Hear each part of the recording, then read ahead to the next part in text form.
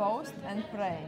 Tā ir metode, ko daudzi uzņēmēji izmanto. Tas nozīmē, tu publicē saturu, un tu ceri un lūdzies, ka tas aizies, un ka tikai no tā tavs bizness strādās. Tad, diemžēl tas tā īsti nestrādā. Bet man jautājums, Maija, vai tu kādreiz tā dari? Tev ir šī taktika, ka tu vienkārši ieliec, un tu ceri, ka viss būs labi?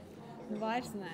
Es esmu no šī naivā posma tikusi ārā, un es zinu, ka ir daudz arī citas lietiņas jāizdara. Pirmkārt, tā ir atrauta darbība. Iedomājies, īpaši, ja tu publicē reti, reizi nedēļā vai reizi mēnesī, vienkārši nekāda jēga. Tu neveido attiecības. Caur šādiem post and pray atrautiem satura gabaliem tu vienkārši nevari izveidot attiecības savu potenciālo klientu. Šim stāstam nav turpinājuma. Okay, bet kas ir 3 lietas, ko tu vari jau darīt, lai tomēr tu sev palīdzētu? Pirmā lieta ir zini savu vēstījumu. Ko tavs zīmols, ko tavs bizness, ko tu gribi pavēstīt. Tas ir tavs tēmas, par ko tu runā.